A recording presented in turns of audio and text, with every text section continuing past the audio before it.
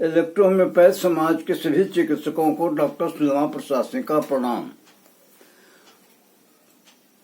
अब कहने की आवश्यकता नहीं है कि रिसर्च सेंटर इंस्टीट्यूट पटना का फाउंडर मेंबर बोल रहा हूं, इसमें बहुत बार बोल चुका हूं। पिछले वीडियो में मैंने कहा था कि इलेक्ट्रोहोम्योपैथी की औषधियां पौधों के ऑर्गेनिक कैटलिस्ट एंजाइम हैं। एंजाइम की क्रिया इन ऑर्गेनिक कैटलिस्ट के बनिस्पत बड़ी तेजी से होता है। पहले यह समझें कि कैटलिस्ट है क्या। कैटलिस्ट किसी भी रासायनिक क्रिया के गति को तीव्र करता है, उत्प्रेरित करता है और उस प्रतिक्रिया में खुद भाग नहीं लेता है। उसके गुण में, स्वभाव में, प्रॉपर्टीज में, मात्रा में, अणु में परिवर्तन कुछ नहीं होता है। ज्यों का त्यों वापस आ जाता है जब क्रिया हो जाती है। और एक क्रिया कर लेने के बाद ऑर्गेनिक कैटलिस्ट खासकर एंजाइम दूसरे अणु के साथ प्रतिक्रिया के लिए तैयार हो जाती है। कैसे होती है? ये की एंड लॉक सिस्टम है जो मैं बाद में आपको बता देता हूं। किसी भी सबस्ट्रेट से प्रतिक्रिया करने के लिए एंजाइम के बॉडी में एक रचना में परिवर्तन होता है। वह ताले की तरह साइट बनाता है। उस साइट को एक्टिव साइट कहते हैं। वहीं पर सबस्ट्रेट के अणु आकर चाबी की तरफ फिट बैठ जाते हैं और प्रतिक्रिया जानते हैं 1 सेकेंड के 1000वें भाग से भी कम अवधि में एक क्रिया को करा देती है। और जैसे ही क्रिया संपन्न हो जाती है वो सबस्ट्रेट एंड प्रोडक्ट में बदल जाता है और दूसरे अणु के साथ फिर प्रतिक्रिया के लिए वो एंजाइम तैयार हो जाता है। मतलब एक बार अगर इलेक्ट्रोहोम्योपैथी की दवाइयां आप किसी को दे देते हैं तो वो तब तक क्रिया करती रहेगी जब तक जिसके लिए आपने जिस सब टेस्ट के क्रिया के लिए आपने दिया है करता रहेगा। अब सवाल है कि आप कोई एंजाइम दे देंगे, इससे नहीं होगा। प्रोटीएज एंजाइम जो है प्रोटीन पर ही कृपा करेगा। लाइपेज एंजाइम लिपिड्स पर क्रिया करेगा। एमाइलेज कार्बोहाइड्रेट्स ग्लूकोज पर प्रतिक्रिया करेगा। ऐसा कभी नहीं है कि प्रोटीन नहीं है तो प्रोटीएज एंजाइम कार्बोहाइड्रेट्स पर काम करने लगेगा या लाइपेज नहीं है तो प्रोटीन पर काम करने लगेगा। ऐसा नहीं है। इसीलिए काउंट्स जर्मेटिन में एक औषधि के निर्माण के लिए कई पौधों का इस्तेमाल किया है। इस्तेमाल करने का एक और तरह है। जब एंजाइम कंसंट्रेशन की बात मैं बताऊंगा कि अभी तो सबस्ट्रेट कंसंट्रेशन की बात बता रहा हूं, एंजाइम कंसंट्रेशन की बात बताऊंगा तो एंजाइम के कंसंट्रेशन को बढ़ाने के लिए वो कई पौधों का इस्तेमाल मैटी ने किया। वो इसलिए किया कि एंजाइम प्रैक्टिकल रूप में, व्यवहारिक रूप में उसकी सांद्रता अति अल्प होती है।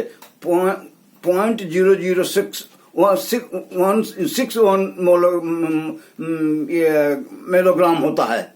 इसलिए कंसंट्रेशन बढ़ाने के लिए कैदी पौधों को जब ये घटना जब मैंने एक इलेक्ट्रोहोम्योपैथ को बताया तो कहा कि डॉक्टर बात समझ में आया कि मैटी साहब ने इतने सारे पौधों को एक ही दवाई के निर्माण में क्यों इस्तेमाल किया। उसके पीछे एक तो एंजाइम का प्रकार, दूसरे खास सबस्ट्रेट पर खास एंजाइम का क्रिया, ये ही बताता है कि कई पौधों को एक साथ मिलाया गया।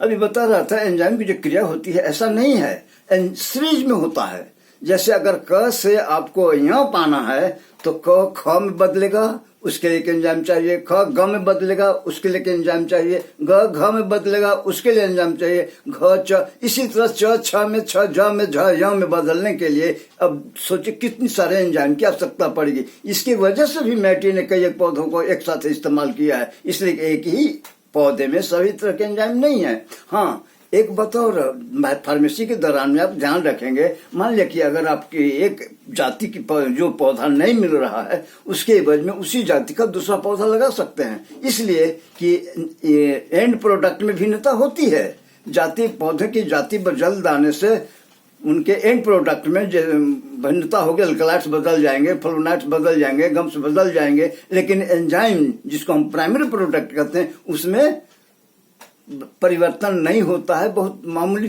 हेर फेर होता है। अब जैसे लीवर का जो सेल है वही काम हार्ट का सेल नहीं करता है, इसलिए हार्ट के लिए अलग से दवाई बननी पड़ेगी, सेल के लिए अलग एंजाइम चाहिए।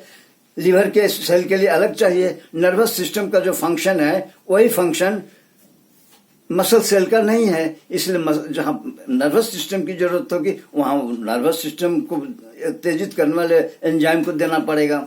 इस तरह इसके वजह से भी एक दवाई में कई एक पौधों को मिलाना पड़ा है। कैसे?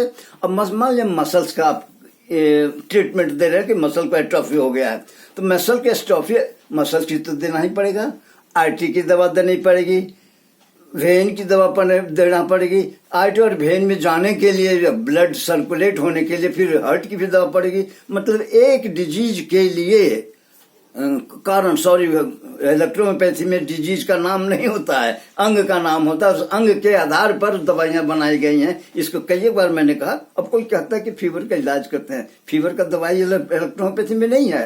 हाँ, बॉडी टेम्परेचर को रेगुलेट करने वाले जो सिस्टम है वो हाइपोथैलेमस कहते हैं, वो उसकी दवा है, आर्टरी की दवा है, मसल्स की दवा है। फीवर उतारने की दवा नहीं है, पिट्यूटरी ग्लैंड्स की दवाई है। अच्छा, हम अब वहां गए, हम सबस्ट्रेट की बात बता रहे हैं। तो सबस्ट्रेट के हिसाब से सबस्ट्रेट की जो सांद्रता होगी उसी के अनुपात में एंजाइम की सांद्रता देनी होगी। अगर सांद्रता कम है तो आपको कम दवा देनी पड़ेगी। जो शेष सबस्ट्रेट बदल जाएगा एंड प्रोडक्ट में और शेष एंजाइम बचा रह जाएगा और सिस्टम से बाहर निकल जाएगा। एक हंसी आ रही है, एक देखा गूगल पर, एक आदमी ने कहा कि इलेक्ट्रोपैथी की पौधे औषधियां एंजाइम है और 38 डिग्री पर वेपर बन जाती हैं और जब 80 डिग्री से कम टेम्परेचर होता है तो फिर एंजाइम बदल जाती है। अरे भैया, एंजाइम लिक्विड नहीं है, लिक्विड वेपर बनता है। अब वेपर कंडेंस करने के बाद उसी लिक्विड में बदलेगा जिसको बनाता। ये कितने हास्यास्पद बातें हैं। इलेक्ट्रोहोम्योपैथी की इतनी सारी भ्रम वाली बातें वीडियो आने से या चैनल आने से लोग प्रसारित कर रहे हैं और उसमें मेरे को कह रहे हैं। हम तो आलोचना से खुश होते हैं। निंदा कनिये ने राखिए आंगन कुटी छवाए, बिन पानी साबुन बिना निर्मल करे सुभाए। जो मेरा आलोचना करते हैं उससे मैं खुश होता हूँ। इसलिए खुश होता हूँ कि उनकी आलोचना से हमको पढ़ने का मौका मिलता है, अवसर मिलता है, प्रेरणा मिलती है और तब फिर नई बात खोजकर आप लोगों को बताता हूँ। नेक्स्ट टाइम में हम आपको एंजाइम की सांद्रता के विषय में बताऊंगा।